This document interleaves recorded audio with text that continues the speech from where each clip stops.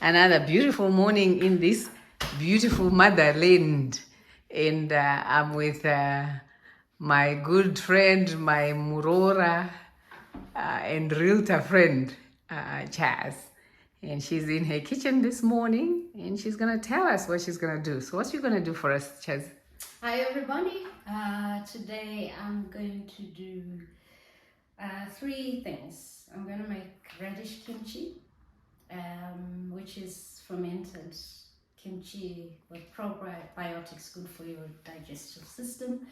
I'm also going to make some jam chili, and then I'm going to make my usual pickled chili. So these things are not very difficult to make. Most of them are raw ingredients. The jam chili is the only one that will need cooking time, so they're very quick, easy, delicious. And if you're too lazy to make them, contact me and I can help you with the process. Woo! Okay. So, yeah, contact her, the contact details in the description below for all these goodies, all this good food. So or if you want to buy a house. Or if you want to buy a house. Remember, she's a realtor too. Yeah? She is good at getting you a good property anywhere in Zimbabwe. So contact her for real estate. Contact her for good food. All right? So here we go, Chazz. Okay. So first things first. First things first is we're going to cut our radishes. This you find in the Chinese shops. Don't try and buy it from your supermarkets because you won't find these radishes this size. So I've got 2 radishes.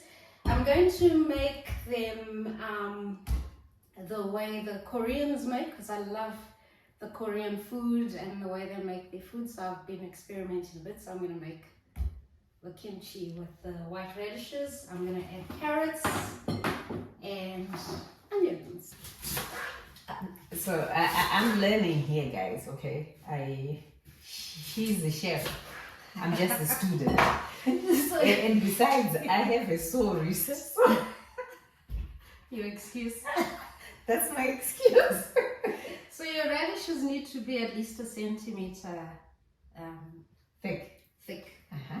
And that's to keep it crispy, and it shouldn't go mushy, but it should also ferment quickly. Right. So can you eat this raw? Yes, you can. Can I taste? You can. It's more. Let's do this one. Yeah. It doesn't really taste that great, but yeah. It's edible.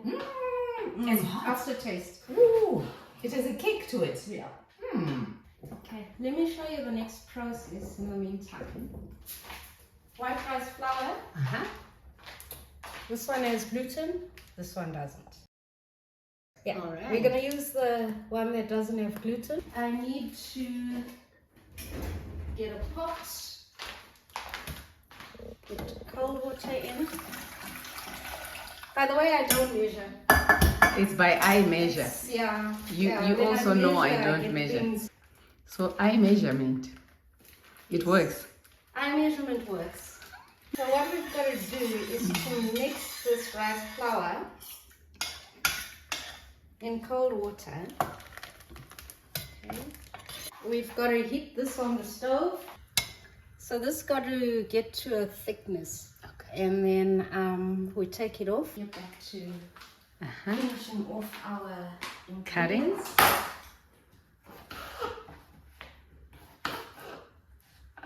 Try and make the pieces consistent, especially for things like kimchi. That's fine. So cutting and Putting them to this bowl.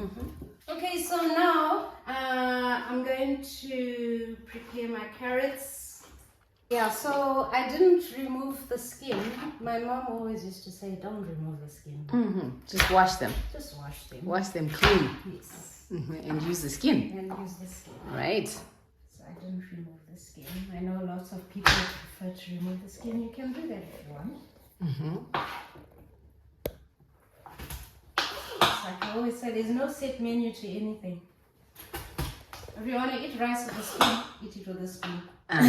Yeah, right. And what are the ingredients again for the kimchi? The carrots, So it's carrots, ginger, garlic, ginger, radish, or you can use bok choy. Bok choy. Yeah, I've done bok choy and I've done the white radish as well. Mm-hmm. So yeah, and then we need salt, sugar, key ingredients, fish sauce. That's fish. This is fish sauce. Ah. Okay, so you need about a tablespoon of fish sauce. Then we need lemon as well to put in, and then we mix it all together. So you see all these ingredients look dry, but eventually you'll see when we put it into the bottle that it changes the texture. You can also use apple, so you can grate apple, or you can just thinly slice it. I think it's something that we need to learn, how we can preserve our foods different ways. Yes. I know we do a lot of, here in Zimbabwe, we do a lot of dried vegetables, preserve more things a different way. Thing with ginger, don't use a knife, use a spoon.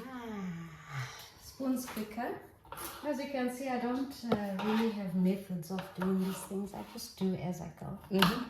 As long as you I'm end not up a with the chef. final product. Exactly.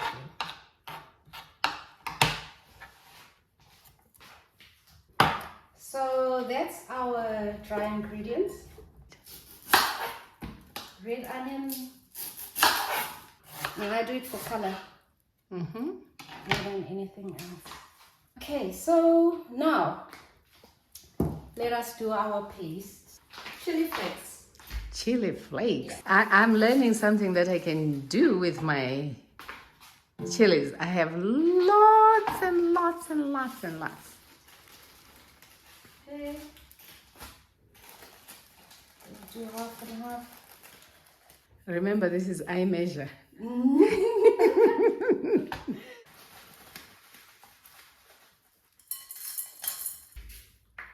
So you can use soft sugar, you can use this sugar.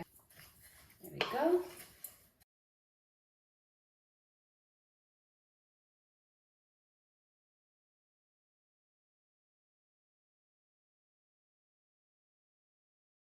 Okay, so we can put our lemon juice now.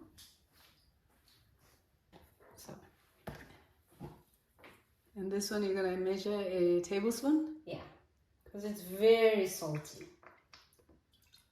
When you start to preserve it, store it in a very airtight container, and also make sure there's no air pockets. So if you put it in a lunch tin, and the lunch tin's that big, even if you put it halfway, make sure you compact it inside so it doesn't... No air pockets. Exactly. And then it ferments quicker that way. After a day, you take it off, there'll be water like that amount. It all comes from the radish. And then you just turn it over, close it again, let it sit. Apple.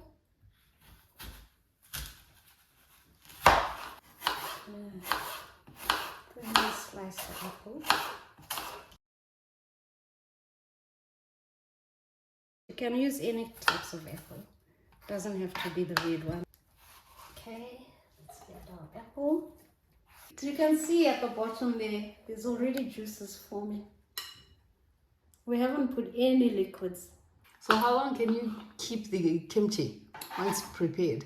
Because it's fermented, it can last a few months. A few months. Yeah, as long as you put it in an airtight container. Yeah. Whether it's a glass jar or it's a plastic lunch tin. And it's airtight. And you lock it, keep it in the fridge, and then it will last for quite a few months. All right. Yeah. Let's put our rice porridge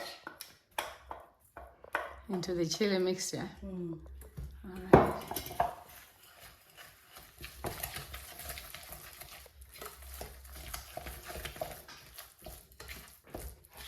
Okay. So once everything is mixed nicely, you're supposed to use your hands once you put it in there. Did that the last time. Use your hands. Excuse me. Burning. Yeah. If you wear some kitchen gloves, maybe? Yeah. I would use a wooden spoon. Only problem is with the wooden spoon, it doesn't evenly mix. So are you going to do the hand? I'm going to have to. Ah. I still got a lot of chili to go through, so Ooh-wee. you know. Some plastic gloves. Yes. Okay. I've already suffered enough yesterday trying to do all. So it must be mixed evenly. Then it will turn red because of the chili. Mm-hmm. Then I'm going to add our spring onions next. We're just going to use the green part of the spring onions.